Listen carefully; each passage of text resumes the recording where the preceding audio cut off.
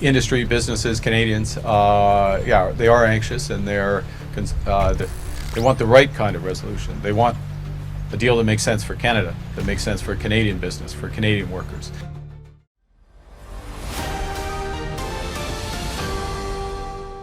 They used to deliver fresh milk every morning and form the rhythm of whole towns. But now, many small dairy farms in the U.S. are quietly shutting down. No protests, no headlines, just empty shelves where familiar milk used to be. Why did an industry that once saw 20% export growth end up with thousands of farmers losing their livelihood?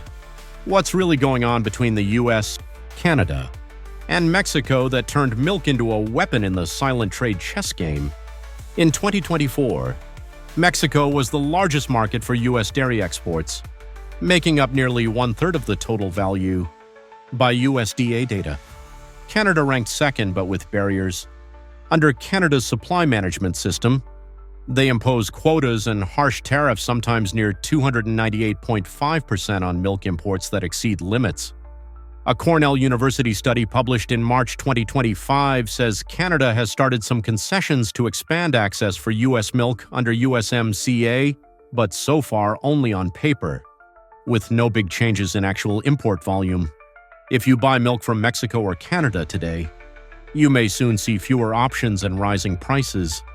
For example, a box of Mexican imported cheese that used to cost around $5 is now frequently priced near $6, thanks to supply instability and shifting tariff rules. By Q1 2025, U.S. dairy exports reached about $714 million, up 20% from the year before, according to the Dairy Export Council. But volume rose just 0.4%, so most of that gain came from higher prices, not more milk shipped. Despite those figures, many small farms keep closing. In 2024 alone, 1,420 dairies shut down, about 5% of the total nationwide. Smaller farms are squeezed out by high production costs and limited market access, while large industrial farms survive thanks to automation and scale. If you live in regions like Wisconsin, Vermont, or Idaho, you may have noticed your local grocery store no longer stocks the fresh milk you used to buy at around $4.20 per gallon.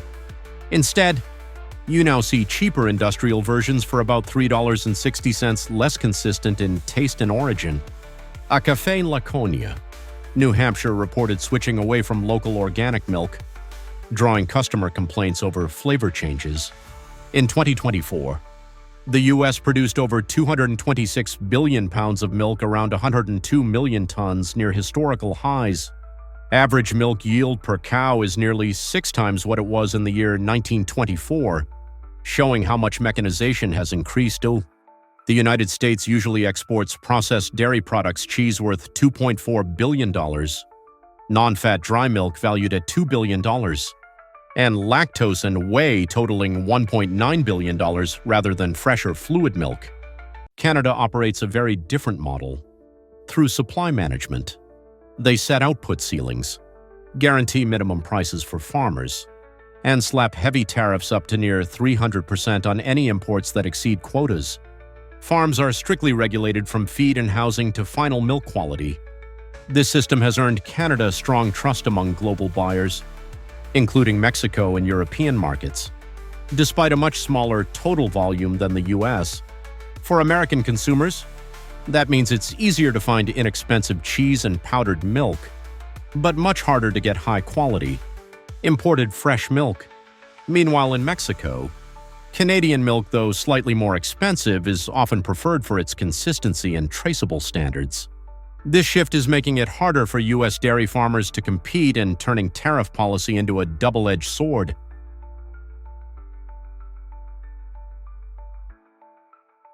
Japan has formally rejected a request from President Donald Trump to increase U.S. rice imports, despite warnings of potential new tariffs. Could this firm stance trigger a deeper escalation in U.S.-Japan trade tensions? The Japanese government announced it would not sacrifice rice farmers to meet U.S. trade demands, even after former President Trump warned of new tariffs if Tokyo failed to increase rice imports from the United States. According to Reuters, Japan imported $110 million USD worth of American rice during the first 4 months of 2025 and nearly $300 million in 2024, a notable rise compared to prior years. Despite that, Tokyo remains committed to its 770,000-ton import quota under WTO agreements and imposes high tariffs on imports exceeding that limit, a safeguard intended to shield domestic agriculture. Japan's stance reflects not only economic policy, but also political strategy. Rice farmers, concentrated in rural prefectures, are a key support base for the ruling Liberal Democratic Party, the LDP, which faces an important upper house election on July 20. At this critical moment, protecting rural livelihoods and price stability is viewed as a higher priority than making external trade concessions. From a domestic perspective, Tokyo's position aligns with broader concerns about rising food costs and climate-driven supply pressures. With rice prices already under pressure from poor harvests and elevated input costs, Japanese policymakers are focused on maintaining stable agricultural output and shielding consumers from additional volatility. Since the 1970s, Japan has run one of the world's most extensive farm protection programs, including subsidies to reduce rice production. Though officially ended in 2018, the government continues to incentivize shifts to soybeans and other crops to control domestic rice output and prices. In 2024, extended adverse weather reduced crop yields, while rice consumption among younger generations declined. As a result, domestic prices doubled.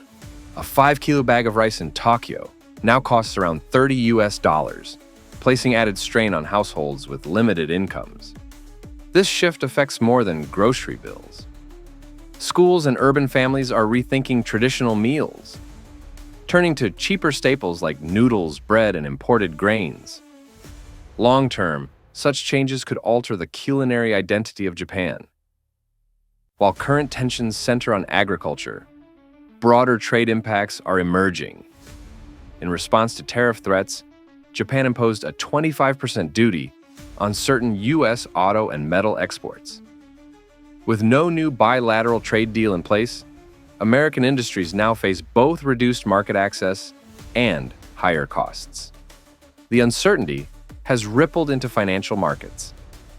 In early 2025, the U.S. dollar experienced its steepest decline since 1973, driven by concerns over rising federal spending and failed negotiations with key partners like Japan.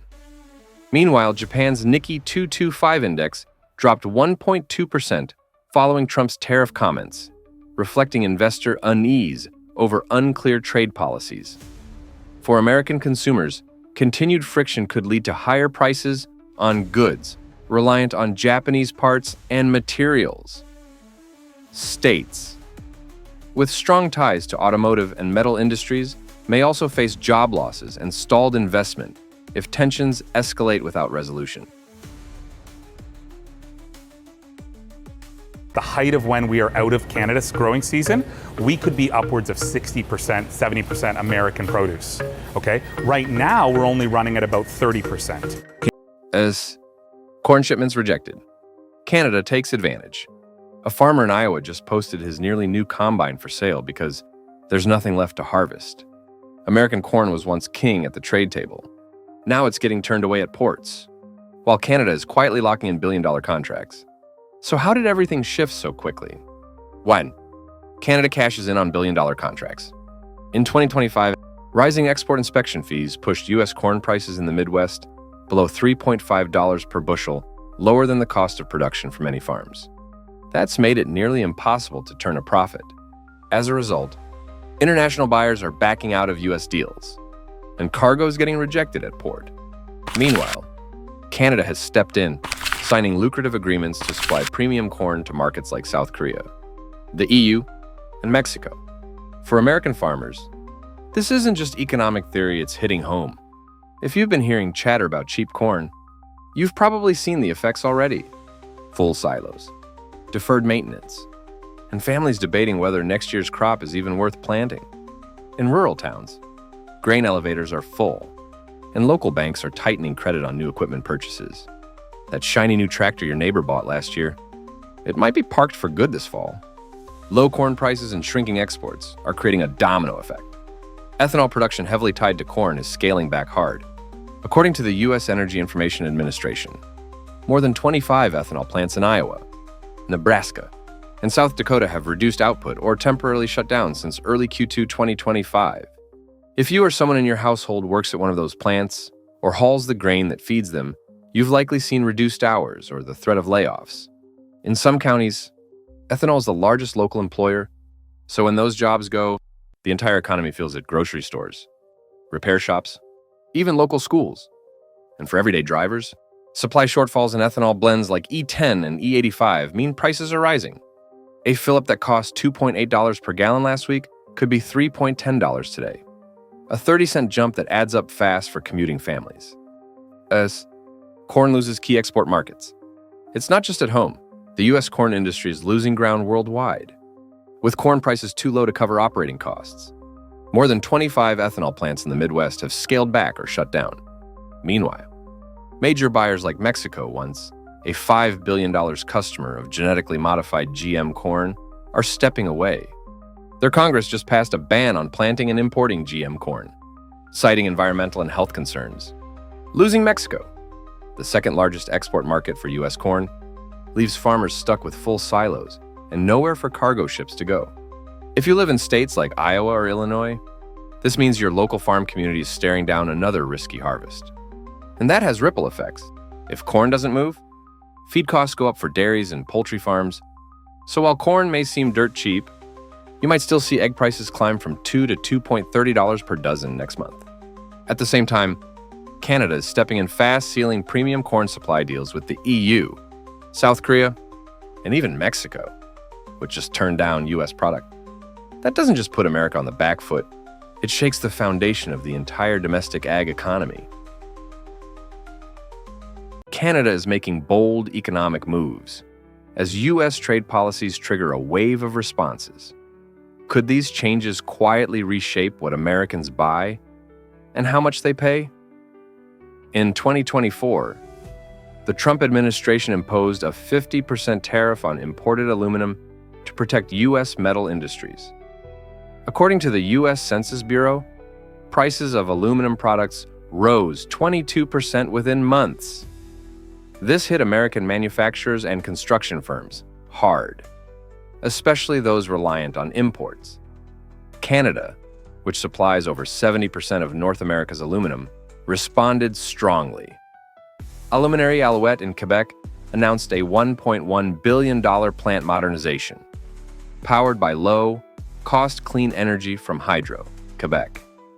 Quebec's economy minister stated, "The U.S. depends on U.S. for aluminum, and we won't stand by." For Americans, the effects are immediate. The price surge affects home renovation, auto repair, and beverage packaging. Costs on products like soda cans and appliances may rise, adding up to $2.5 billion annually for U.S. consumers. Small businesses in construction and manufacturing face tighter margins and difficult decisions. Canada is rapidly diversifying trade. In early 2024, non-U.S. exports rose 18%, while U.S. bound exports fell to their lowest since the pandemic. Gold exports to the UK jumped over 30%.